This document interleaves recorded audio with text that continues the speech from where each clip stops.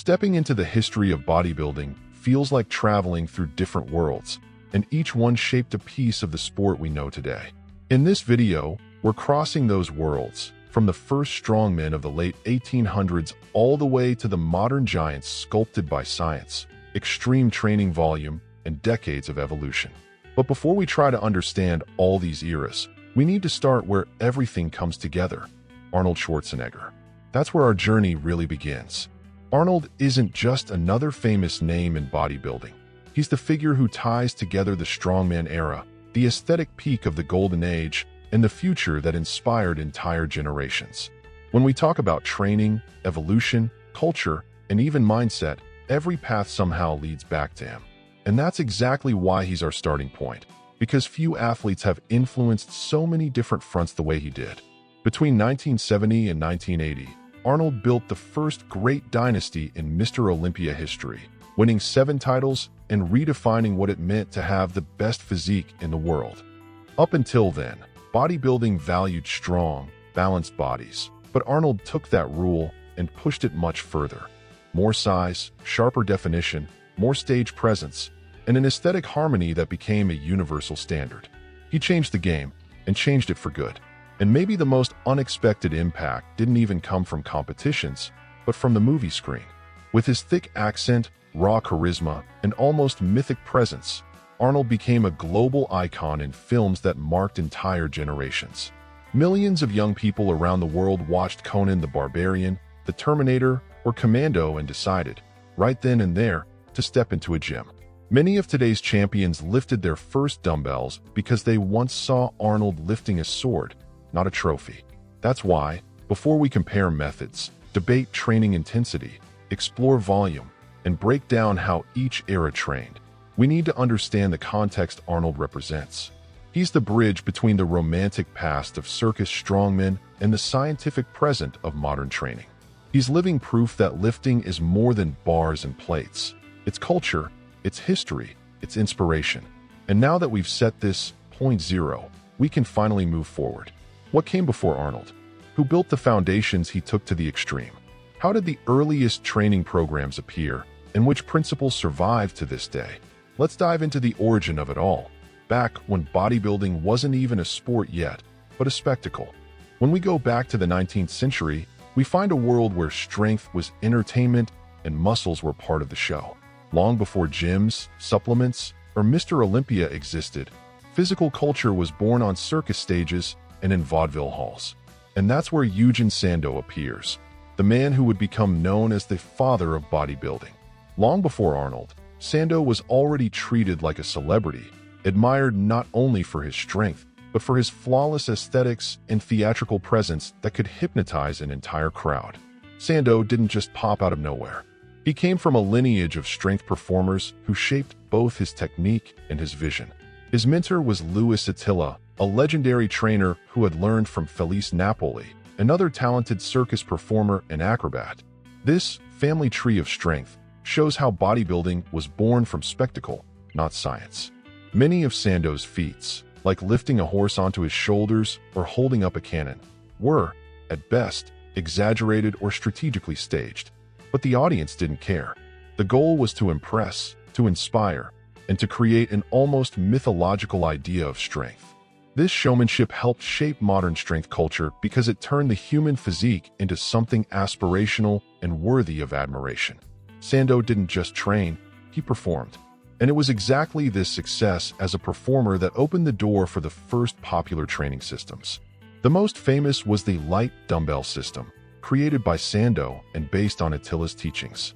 It used very light dumbbells, around 5 pounds, roughly 2.2 kilograms, and promoted massive sets of 50 to 100 reps, combined with dynamic tension, a kind of forced contraction that felt intense but didn't actually create efficient muscle growth stimulus. It was simple, marketable, and perfect for anyone who wanted to train at home. This method became popular because it was easy to package and looked less intimidating to the general public. People believed they could achieve Sandow's physique just by repeating those light movements. But the truth is, Sandow's body didn't come from 5 pounds dumbbells. He and other strongmen built their physiques with heavy training. Fixed weights, huge stones, sandbags, crude metal bars, and bodyweight movements pushed to their limits. The marketing sold accessibility. Reality demanded brutal effort. The historical turning point came in 1901, when Sandow organized the first official bodybuilding competition in London. With judges, mandatory poses, and criteria for symmetry and aesthetics, that event marked the formal birth of bodybuilding as a sport. For the first time, it wasn't a show, a trick, or an acrobatic performance. It was a competition. It was physical art. It was the beginning of everything we know today. As we leave the era of showmen strongmen and step into what became known as the Bronze Era, we start to notice a crucial shift. The spectacle was still there, but now real training principles were beginning to emerge. For the first time, strength wasn't just a demonstration, it was a method. It was study. It was disciplined repetition. This transition marked the birth of what we now recognize as structured training, long before modern gyms or any kind of supplementation existed. The leading figure of this period is George Hackenschmidt, an Estonian powerhouse, elite wrestler, and one of the greatest athletes of the early 20th century. Hackenschmidt understood something his era hadn't fully grasped. Muscles grow with progressive effort and challenging weight. He emphasized barbell compound lifts, squats, presses, deadlifts, and defended the idea that progress needed to be measured and intentionally planned. In a time with no spreadsheets, he was already talking about structure and purpose. Hackenschmidt was, in many ways, a precursor to what we now call double progression. He recommended choosing a weight that allowed for 10 reps, but starting with only 5. Each session, the athlete would try to climb little by little, 1 rep at a time, until hitting all 10. Once that happened, you'd increase the weight and restart the cycle. It's incredible to realize how a concept so modern had already existed more than a century ago, with no scientific studies, no online gurus, no fancy methodologies. At the same time, Hackenschmidt strongly criticized the exclusive use of light weights, which was still popular because of the home dumbbell systems sold to the general public. For him, light loads weren't enough to build truly strong muscles. And that view wasn't just theory. He applied it in his own training and in his wrestling career, becoming a world reference in strength, technique, and muscular development. Another giant of this era was Hermann Görner, one of the strongest men in the entire pre-steroid era. His training centered around low reps, usually 1 to 5, with many sets and a strong emphasis on heavy, technical lifts, deadlift variations, Olympic-style movements, and brute strength exercises that demanded coordination and total body control. Görner proved you didn't need modern machines to build a massive physique. You just needed serious weight and unwavering commitment. From the combined influence of Hackenschmidt, Görner, and the other strength legends of that time, core principles emerged, principles we still use today: progressive overload, a focus on compound movements, and the understanding that real strength comes from continuous practice with challenging loads. They showed that volume, technique, and progression are essential pillars for building an impressive physique. All of this in an age with no supplements, no scientific research, and no well-equipped gyms. As we step into the Silver Era, we finally see bodybuilding beginning to transform into a truly organized sport. Iconic competitions like Mr. America in 1939 and Mr. Universe in 1948 start to define the landscape. Stages where strong, aesthetic, and visually impressive physiques were judged using criteria surprisingly similar to what we still use today. It was the birth of a real identity, leaving behind the improvisation of earlier eras and moving towards something structured, consistent, and recognizable. And in the middle of this transformation, 2 figures appear who would become absolutely foundational: Joe and Ben Weider. The brothers didn't just help organize the sport, they practically built it. They launched Your Physique magazine, which would eventually become Muscle and Fitness, created the Weider Barbell Company to sell equipment and supplements, and in 1946, founded the IFBB, the organization that would pave the way for the creation of Mr. Olympia in 1965. Without the Weiders, bodybuilding would almost certainly never have become a global phenomenon.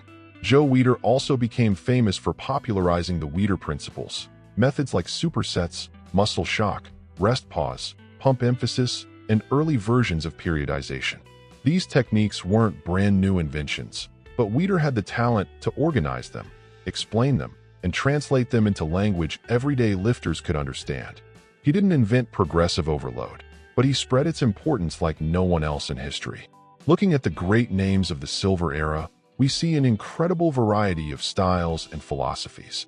John Grimek, for example, was a rare mix of Olympic athlete and bodybuilder.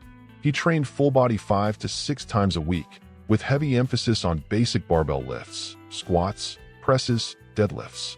For him, there were no secrets. Strength, consistency, and steady progression were the foundation of everything.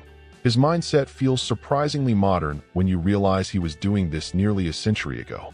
Steve Reeves, the legendary Hercules of Hollywood, stood out for his flawless aesthetics.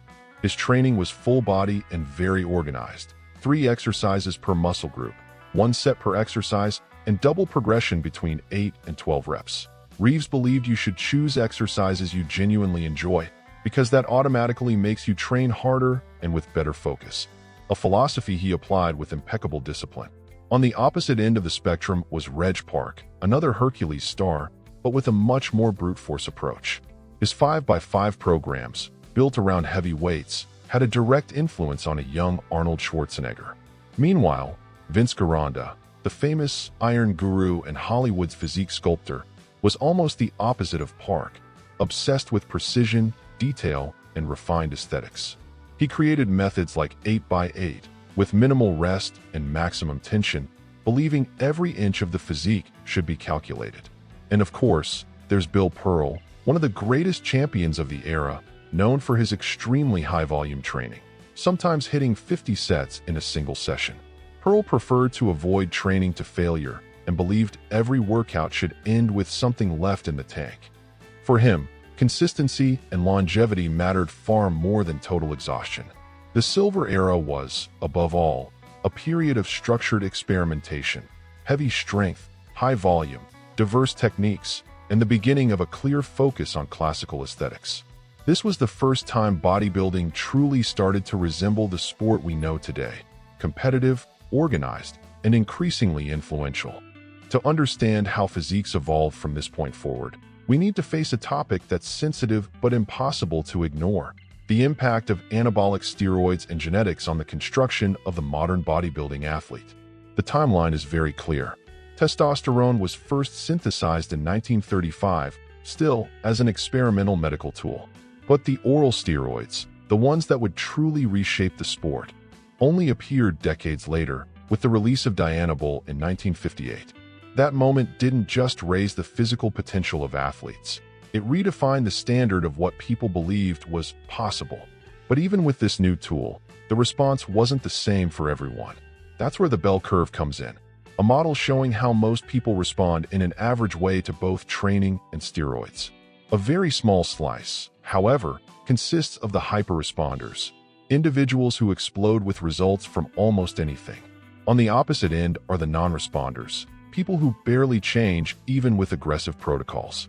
In other words, neither drugs nor miracle workouts place everyone on the same level. It's crucial to reinforce that steroids don't magically turn anyone into a shredded 265-pound athlete, about 120 kilograms.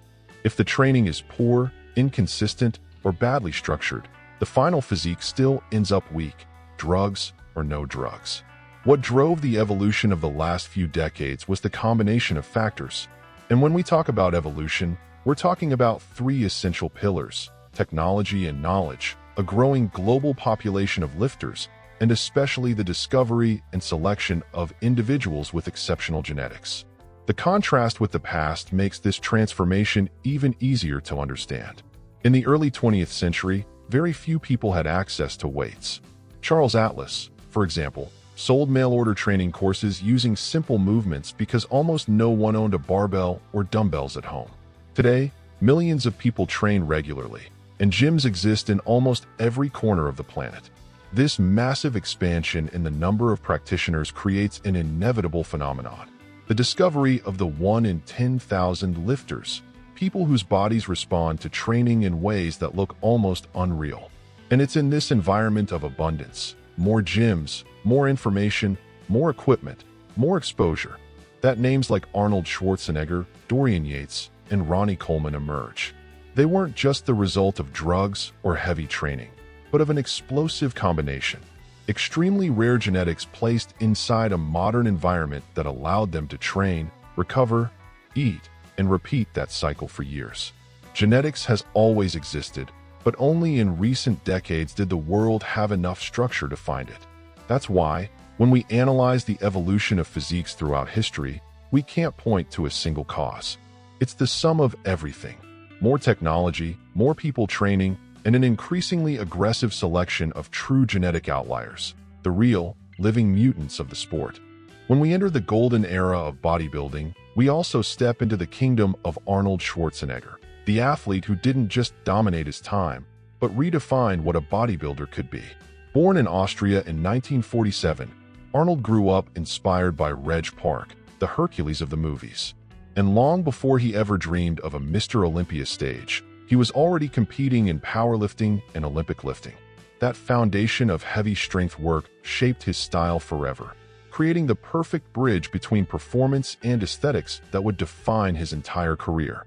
The turning point came in 1968, when Joe Weider brought Arnold to the United States. There, in the heart of the golden era, he didn't just stand out. He became the face of the era. A massive physique, charismatic presence, and an aggressive training philosophy created the identity of an entire generation. What used to be instinct began to gain structure, and Arnold quickly became the symbol of how to blend strength, volume, and aesthetics in a way no one had seen before. His training program during his Mr. Olympia preparations has become legendary. Arnold used the iconic double split, training twice a day, 6 days a week, with a level of volume that today feels almost impossible for most lifters. He'd hit multiple exercises per muscle, an enormous number of sets, and extremely high frequency. And it all came loaded with the full arsenal of Weider principles: supersets, pre-exhaustion, rest pause, muscle shock, and the pump as his trademark. It was a brutal approach, but it worked for someone with his genetics and his discipline. The mindset of the era was simple: more effort equals more gains. If progress stalled, the plan was never in doubt. First, increase effort, then volume. If that didn't work, bump up frequency, and if progress still didn't move, change the exercises. This constant escalation created the legendary sessions people still talk about today. Workouts so long and so intense that many athletes would end up throwing up, but considered it a natural part of progress. It was the no pain, no gain mentality pushed to the extreme. But despite how chaotic that volume might seem, there was an underlying logic that today we'd call periodization, even if they didn't use that word. Arnold divided his year into clear phases. After the Olympia, he reduced volume and focused on recovery. In the off-season, he trained heavy, chased strength, and ate to grow. Then, in the 12-week pre-contest phase, he cranked up the volume to the maximum, refining every detail of his physique. That cycle of intensity and strategic rest allowed him to keep improving without completely burning out. This way of organizing training marked the birth of modern training splits and influenced entire generations of bodybuilders. Arnold didn't invent bodybuilding, but he transformed the sport. He showed the world that training wasn't just about lifting weight. It was about building, planning, feeling, adjusting, and insisting until the vision became real. The history of bodybuilding doesn't move forward only through new exercises or new champions. It also evolves through clashes of ideas. And few ideological battles were as intense as the war between ultra-high-volume training, represented by Arnold and his contemporaries, and the low-volume, high-intensity philosophy, defended by Arthur Jones and Mike Mentzer. This philosophical collision shaped decades of debate and still divides gyms around the world today. The first major voice in this revolution was Arthur Jones, the inventor of Nautilus machines. Jones wasn't just a pioneer in biomechanics. He was a brilliant marketer. He insisted that bodybuilding had been wrong about everything and that the real path to growth was high-intensity training. Hit very few exercises, extremely low frequency, and just one all-out set taken to absolute failure. To sell the method, Jones deployed aggressive marketing, including the now famous and highly questionable study claiming that Casey Viator gained 63 pounds, about 5 kg, of muscle in 28 days. The story was too good for the public to resist, and the system exploded in popularity. Enter Mike Mentzer, one of the biggest rising stars of 1970s bodybuilding. Directly influenced by Jones, Mentzer adopted HIIT as a personal philosophy. He wrote the heavy-duty books, preaching with almost religious conviction that one set to failure was all anyone ever needed, and that any additional volume was wasted time and wasted progress. His method was extremely rigid, presenting itself as superior to all others. The issue is that his competitive career was short, full of interruptions, and ended abruptly after the controversial loss to Arnold at the 1980 Mr. Olympia. The contrast between Mentzer and Arnold is striking. Arnold had a long, diverse, hyper-productive career, creating books, movies, businesses, and influencing entire generations. Mentzer, despite being brilliant and incredibly talented, swung between moments of genius and moments of self-sabotage, stepping away from the sport more than once. While Arnold embodied consistency and adaptability, Mentzer became a symbol of rigidity and rupture. The central criticism of rigid HIIT is that it treats volume as an enemy, when in reality it's just a tool. Volume isn't something that should be banned, it's something that should be adjusted. In some phases, it should be low, in others, it absolutely needs to go up. When a method deliberately blocks the use of that variable, it becomes inherently limited. And the real-world evidence confirms this. Many HIIT followers start making progress again the moment they add a few extra sets or include a second exercise per muscle group. The truth is, the debate never should have been one set versus high volume. The real question has always been, what dose works for you at this moment in your training? Real evolution doesn't come from extremes, it comes from strategic flexibility. When the golden era came to an end, bodybuilding stepped into completely new territory. The pursuit of classic aesthetics gave way to an all-out race for sheer size, and three names defined, each in their own way, this new standard of controlled monstrosity: Lee Haney, Dorian Yates, and Ronnie Coleman. These men didn't just win, they dominated. Each represented a distinct phase in the evolution of physiques and training methods, shaping what would become known as the era of the mass monsters. The first was Lee Haney, 8-time consecutive champion from 1984 to 1991, with a fuller, denser physique than Arnold's, yet still maintaining harmonious lines. Haney became the bridge between aesthetic bodybuilding and the new age of extreme size. His training was organized and smart. He trained each muscle twice a week by splitting sessions into morning and afternoon. He alternated mass days, with heavier weights and lower reps, and sculpting days, focused on higher reps and chasing the pump. In practice, it was a form of daily undulating periodization, remarkably advanced for its time. When Haney retired, the sport witnessed a jump that almost felt unreal. Dorian Yates arrived, 6-time Mr. Olympia from 1992 to 1997, with a level of muscle density that looked like it defied human anatomy. Yates followed a modified HIIT approach, combining multiple targeted warm-ups with 1 or 2 truly all-out working sets, pushed to failure and far beyond it. His toolbox included forced reps, rest pause, and drop sets, all applied with nearly inhuman intensity. His training frequency was moderate, roughly 1.5 times per week per muscle, and he adjusted volume based on the size of each muscle group. But this extreme approach came with consequences. Serious injuries marked the final stretch of his career. And then came Ronnie Coleman, arguably the greatest modern icon of bodybuilding. From 1998 to 2005, Ronnie pushed the limits of what a human body could carry. At around 300 pounds, 136 kilograms, while standing under 5 feet 11 inches, about 180 m, he blended absurd mass with definition and muscle separation that seemed almost unreal. His training style echoed the brutality of old strongmen. Ridiculously heavy weights, like squats and deadlifts over 800 pounds, over 360 kilograms, bench presses with 500 pounds, 226 kilograms, and giant dumbbells that looked like props from a movie. Shockingly, Ronnie combined extremely high volume with long sessions and a push/pull/legs routine. It trained twice per week, always using explosive reps and minimal emphasis on slow negatives.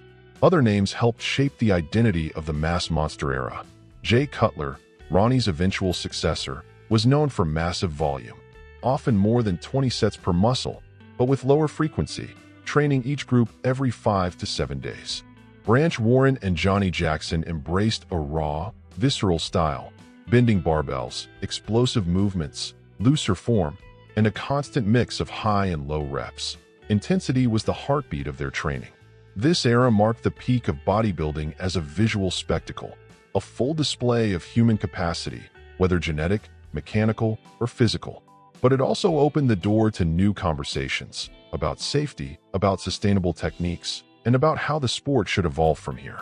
And it's exactly this discussion that leads us to the next chapter, where we'll see how modern science began shaping the strategies that dominate the sport today. As we arrive in the modern era of bodybuilding, we see a clear shift. The sport now walks side by side with science. The intuition of champions still matters, but today it gets reinforced or challenged by studies, analysis, and structured methods. And contrary to what many people think, this didn't lead to minimalist training. Most professionals still follow the classic bro split, hitting each muscle once a week, but with extremely dense sessions packed with exercises, sets, and intensity techniques. The goal is simple: extract as much stimulus as possible from that single weekly opportunity. Machines and cables also became dominant tools, not because modern bodybuilders got soft, but because these machines allow perfect alignment, precise targeting, and reduced joint stress. Today's bodybuilder doesn't just want to lift heavy. They want to lift surgically, putting stimulus exactly where it needs to go. But this increase in volume brought a heated debate, the famous junk volume. For some coaches, there's a point where more sets no longer mean more growth, only more fatigue. And that's true, to a point. Many beginners do lose quality as they get tired, turning extra sets into empty reps. But with professionals, the story is different. They know what they're looking for. They feel exactly which fibers are firing, adjust technique mid-rep, and keep generating stimulus even under fatigue. What looks excessive to an amateur is often refined strategy for an elite-level athlete. In this landscape, one influential figure emerges, Mike Israetel of Renaissance periodization. He introduced a more systematic approach to hypertrophy training, applying periodization concepts long used in Olympic lifting and powerlifting. Mesocycles, gradual weekly volume increases, and planned deload phases began to spread among advanced athletes. Israetel also popularized the stimulus-to-fatigue ratio, SFR, the idea that being exhausted isn't enough. You must ensure that fatigue came from high-quality muscular stimulus, not from joint pain, compensations, or sloppy technique. This new mindset can be summed up in a phrase you hear everywhere today: stimulation, not annihilation. The modern bodybuilder pursues maximum growth with minimum unnecessary damage.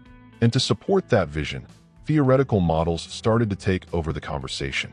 One of them is stretch-mediated hypertrophy, which suggests that exercises performed in deep stretch, like wide flies or lengthened range partials, may trigger a special growth response. Another is the concept of effective reps, which claims that the reps closest to failure, within the final 5, are the ones that matter most for hypertrophy. But no model is perfect, and that's where limitations appear. Perceived failure varies wildly between individuals. Some stop far too early. Others can grind out long, painful final reps. Technique also changes the equation. Small cheats can shift tension away from the target muscle and throw any metric off. And strength sports like Olympic lifting and powerlifting have already shown that extremely high volume done far from failure can still build muscle, proving the process is far more complex than a single formula. In the end, the modern era teaches us that there is no definitive model. What exists is a blend of science, experimentation, and individual awareness. The path to growth is still driven by the same force that moved Sandow, Arnold, Yates, and Coleman: understanding your own body, adjusting variables intelligently, and, above all, training with real intention. As we walk through every era of bodybuilding, one truth becomes impossible to ignore. Each generation had its favorite methods, its heroes, its theories, but all of them were working with the same fundamental switches. These switches, the training variables, are the tools that shaped every legendary physique, from Victorian strongmen to today's champions. Understanding how they work is like being handed a complete roadmap to bodybuilding. Technology changes, trends fade, but these principles stay exactly where they've always been. The first of these switches is equipment. Since the 19th century, the foundation has been the same: barbells, dumbbells, and pure free weight. They built Sandow, Hackenschmidt, Reg Park, Arnold, and pretty much every legend who came after them. As the decades rolled on, machines and cables appeared, offering better control, more isolation, and resistance profiles tailored to sculpt fine details. Meanwhile, stones, sandbags, and strongman implements deliver a raw, global kind of stimulus, hard to progress with precision, but incredibly effective for building overall strength. Each era had its preferences, but all of them used these tools to their advantage. Another essential switch is exercise selection. Some champions became giants using just a small list of basic movements: squats, bench presses, deadlifts, rows, dips. Simple but heavy. Others built equally impressive physiques with routines packed with variations and isolations, exploring every possible angle of a muscle. This contrast reveals something important. There is no mandatory list. What does exist is a pattern. People who progress on the exercises they choose grow. The third variable is execution, arguably the most diverse across eras. We've seen periods that favored explosive, looser movements, like Ronnie Coleman and Branch Warren, and others that demanded extreme control, constant tension, and refined technique, like Vince Gironda. Some schools preached the pump, others deep stretch, others time under tension, and others still use strategic partials. Each style created champions because what matters isn't the method itself, it's the stimulus it produces. Execution is a language. Muscles understand effort, not opinions. Then we have volume, intensity, and frequency, three variables that change dramatically over time. We've had athletes advocating a single all-out set to failure, hit, while others trained with 40 or 50 sets per session. We've seen eras of daily full-body training, upper/lower splits, push/pull/legs done twice a week, and of course, today's classic bro split. The variety is enormous, but the message is simple. Different combinations work for different bodies at different points in their journey. These variables aren't rules, they're tools. But among all the switches on bodybuilding's control panel, one always sits at the top: progression. This is the core of everything. More weight, more reps, more sets, more control, more range of motion, more frequency. It doesn't matter which variable you adjust. What matters is that something progresses over time. Nobody in history grew by doing the same thing, in the same way, forever. Every champion, from Sandow to Schwarzenegger, from Yates to Phil Heath, found ways to continuously increase the challenge. When we look at the full history of bodybuilding, from the 19th century strongmen to today's science-driven champions, we realize something powerful. Despite the massive differences in methods, styles, and personalities, a set of principles has never changed. These are the universal laws running through every generation, explaining why so many different paths still led to extraordinary results. The first lesson is simple, but it determines everything. Effort is non-negotiable. It doesn't matter whether the athlete trained with wooden dumbbells, Olympic barbells, advanced machines, or minimalist routines. From Sandow to Ronnie Coleman, the message was always the same. Without real intensity, nothing happens.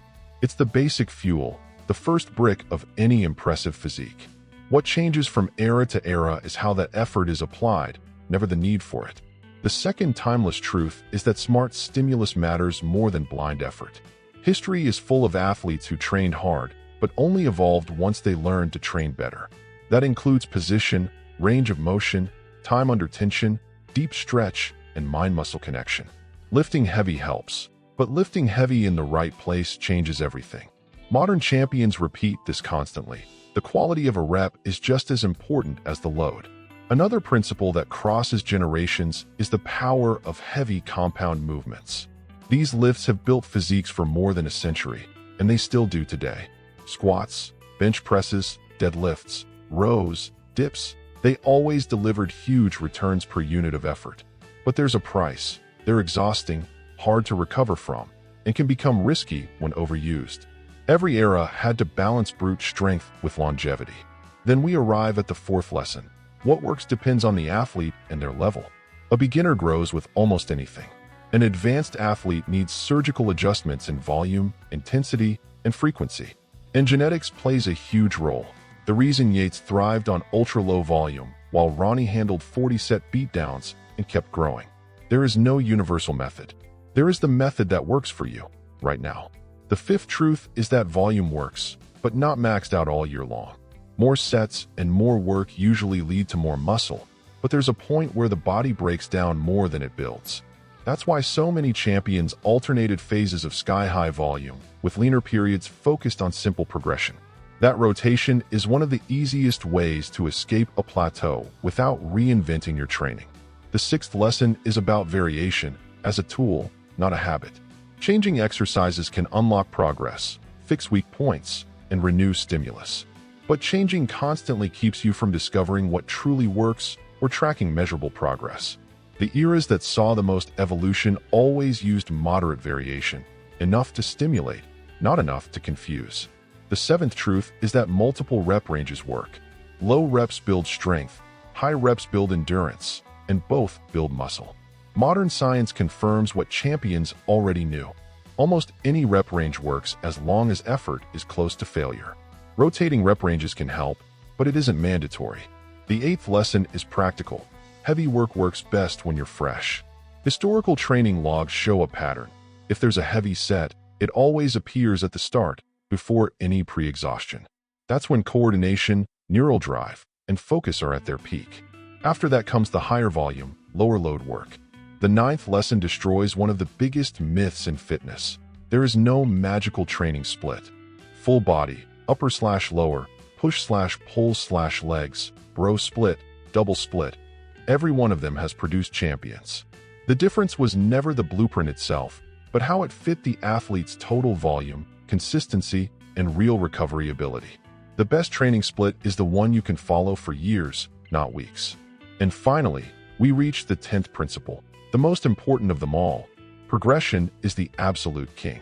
This is the thread connecting Sandow, Arnold, Yates, Ronnie, Jay Cutler, and today's champions. If, over the months, you lift more weight, get more reps, perform more high-quality sets, or increase range of motion, the body has no choice but to grow. Without progression, even the most famous program in the world becomes a hamster on a wheel. Lots of effort, zero direction. After traveling through more than a century of history, from the spotlighted stages of the Victorian era to the massive arenas of the modern Mr. Olympia, one thing becomes unmistakably clear. Bodybuilding was never just about muscle. It has always been about people, about dreams, discipline, trial, and error. About men who dared to imagine bodies no one had ever seen, and paid the price to make them real. And now that we've walked through all these eras, the real question is simple. What are you going to do with this knowledge? Are you going to apply some of these lessons to your training? Adjust your volume, try new execution styles, rethink your progression? Or maybe just look at bodybuilding with new eyes, finally understanding everything that exists behind each iconic pose and each legendary physique? If this video inspired you in any way, if it taught you something new, made you reflect, or even gave you that spark to train harder tomorrow, then I ask you, hit the like button because it helps this content reach even more people. And if you want to support the channel even further, consider becoming a member. Your engagement is what turns this channel into a real conversation, not just a monologue.